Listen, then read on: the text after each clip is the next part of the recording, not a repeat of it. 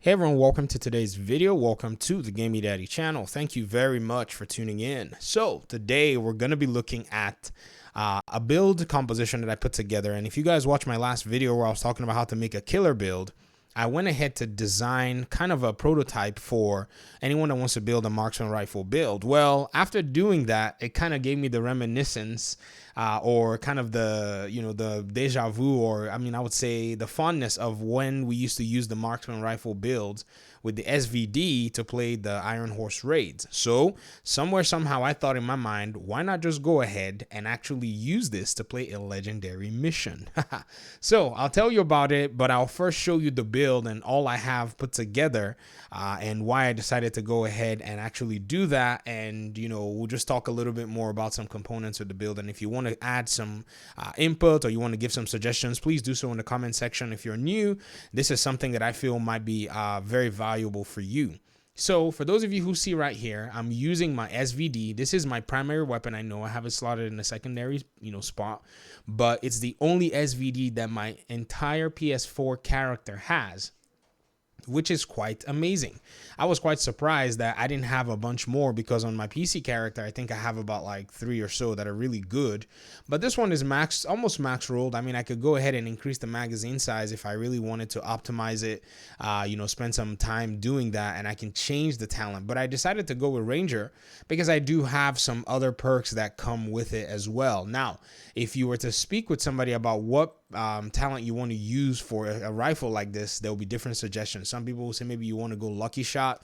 I know Lucky Shot is actually a very good one. It's really beautiful to use in the raid, because with the raid you're doing a lot more damage. Enemies are scaled for 8 people, but this was a legendary mission, and so I thought that this was a better fit for me, if you were to basically ask me why I went with it. Now, the composition of the brand sets, I'm using Providence, I'm using Airaldi, I'm using Walker and Harris, and I'm also using the Fox's Sprayer knee pads, which is basically an Overlord piece, but it does have something to offer for me, and that's why I'm going with it. Now, ideally, if you were to say, okay, what other pieces could be used for a better, more optimized build, I would say probably lose my second Providence piece and not go for the critical hit chance, and rather go for another Airaldi to be able to grant myself the 15% headshot damage.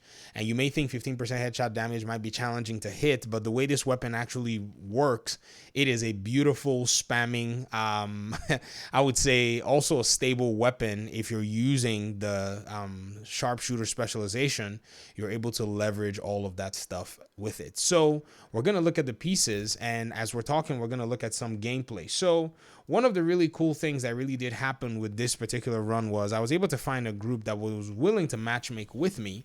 And, it's very interesting because some of the decisions that I made in putting the build together were actually very nice. I was able to kind of provide a very huge support for the build. I was able to use my decoy, because that's a very important thing when you're a marksman.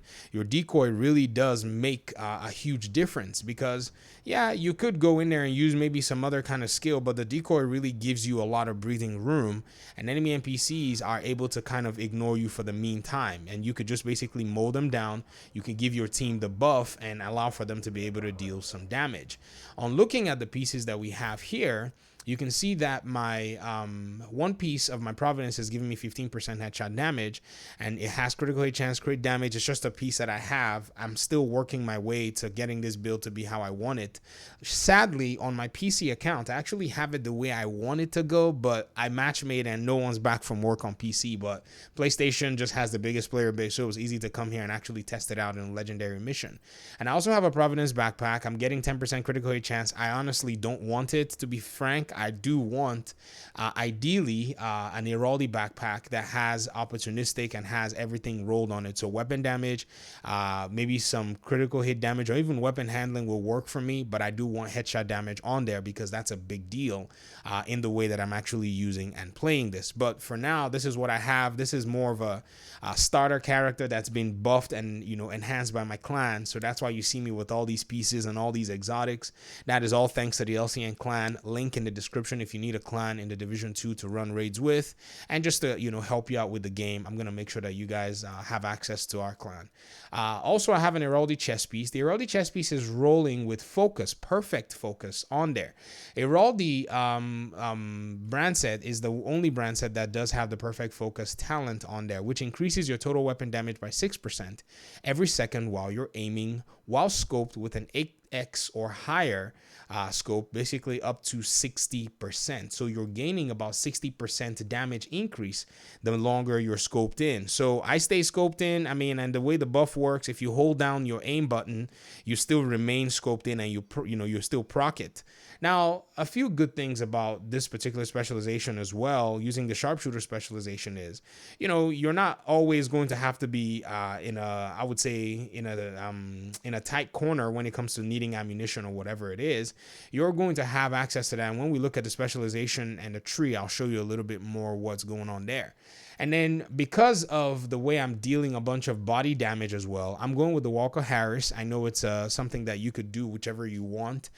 You could use the weapon damage buff from one piece. You could use the 5% damage to armor for a second piece. Like I said, I don't have an Airaldi piece, a second Airaldi piece that's respectable. That's why I'm using 2 of the Walker Harris, which in turn gives me more damage to my body shots and even damage to armor. So it's a big deal when you're hitting the elite and some of the veteran enemy NPCs that have armor.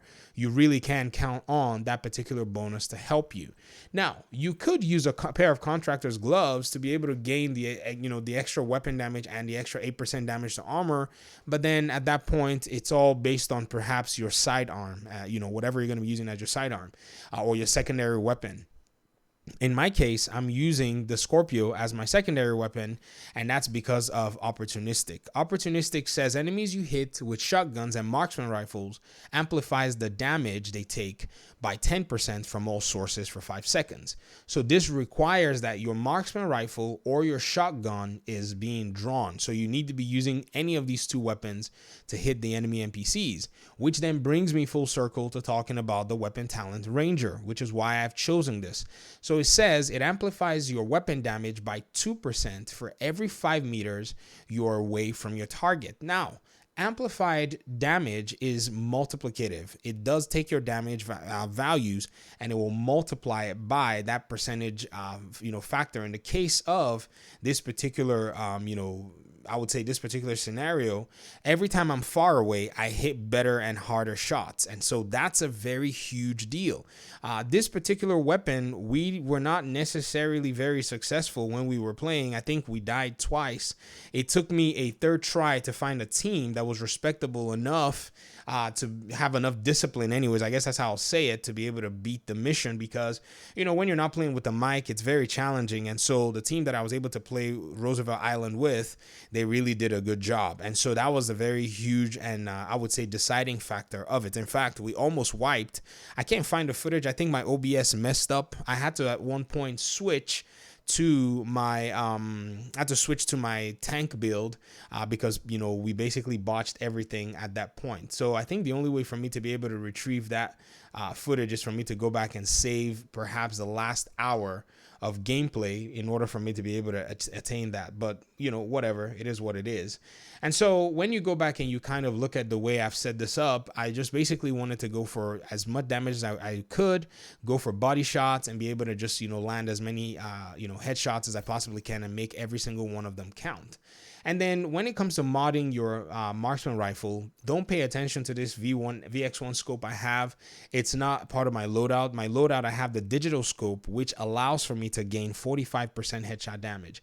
Now, the digital scope is a very fun scope to use because, you can zoom a lot in. If you're using one of the big bolt action rifles, if you're trying to maybe use any of them and they can take the digital scope, I would recommend that you probably try it out if you want to actually do some headshot damage, because it really does zoom in for you as the player to be able to use. I'll show you guys here in the firing range. But first of all, let's look at the Sharpshooter Specialization and why I believe it really does help. If you notice, I didn't even pay attention. I went ahead and I actually buffed my assault rifle, so I was losing damage on my shotgun. So that's definitely what I want to do. Now, the Sharpshooter Specialization gives you 15% increased weapon stability, reduces recoil, and faster reacquisition of targets. So using the SVD is a very unstable weapon. That's one thing that you really do have to know about this particular weapon is it doesn't have good stability, so you're going to need things like these to help you. So the breath control is a big deal, and then also your one in the head allows for you to deal 15% headshot damage using rifles and marksman rifles, and then your armor kit basically repairs and removes status effects and increases your resistance to bleed, poison, and burn. So it's actually a very decent status effect that cleanser if you want to use it. You also have access to your specialization weapon, which is also a very hard hitting weapon, very, very powerful in my opinion. And all group members that are closer to the enemies than you, they get 10% headshot damage. So I don't really know who's really hitting a bunch of headshot damage, but to be honest, this is not necessarily the most group friendly specialization. It is very much tailored to you as the sharpshooter. And so those particular perks that I just showed you, the stability increase and also the headshot damage are pretty much the things that you do want. So here is the SVD, the way it fires when you're getting the stability buff, and each shot that I'm hitting here is hitting for at least 1 million. When I do crits. Now that is because I have a lot of crits, and you may say, but I've been saying I didn't want any more crits. I get it, but I do like the weapon damage in case the crits don't hit, but I can't be mad at the crits. If anything, I think I should go ahead and see if I can roll all the max crits as well. Also, the way this is actually set up, I did have a headshot damage mod in here. Don't pay attention to me. I think when I changed my specializations, it then removed that mod when I went back to the loadout, because I saved the loadout without putting the mods. I put the mods in later on. So this particular headshot damage mod is what I use for my tank build, and usually it's supposed to be, my headshot damage mods are supposed to be set up in there. So those are some of the really cool things as well. And then when I hit an enemy NPC, they're marked with the opportunistic, which gives a lot more damage to the entirety of the team. In fact, the entire team. It increases and amplifies the amount of damage that they're doing to enemy NPCs. And so this is, in my opinion, one of the better builds that I've used in this game since the onset of Marksman Rifle builds and the SVD. In fact, the SVD was a lot more stable. They nerfed it a little bit, but even with the nerf, weapon handling is actually a very good thing to use. So if you're looking for a build that you actually want to, enjoy, or a build that you want to try out and kind of challenge yourself, you could take the Marksman Rifle, paradigm, and you could build around it. You can also use the aces and eights. A lot of people are still using aces and eights. I just need to go back and dig up some of my, level 40 pieces and see what I can actually put together. And I really want to take it into a legendary mission, but legendary missions usually don't have a lot of people using gun builds, so it's a little challenging to do. So I feel like this particular version using opportunistic is probably good, and then I need to go back and just review the aces and eights talent. I have not used it for over a year now, and so that's something that's really interesting. But anyways, I'll get out of your hair. Thank you so much for watching the video. I appreciate you guys' time and audience. Let me hear your thoughts in the comment section. Give me suggestions on how you run your Marksman Rifle build. If you use the aces and eights gear set, if you use a combination of brand sets, if you're using any exotics as well, it will be really nice to know what it is that you're, basically combining together, and how you intend to, continue improving your build, and how you feel I should or could improve my build as well. Talk to you guys in another video. Thank you so much. Peace out.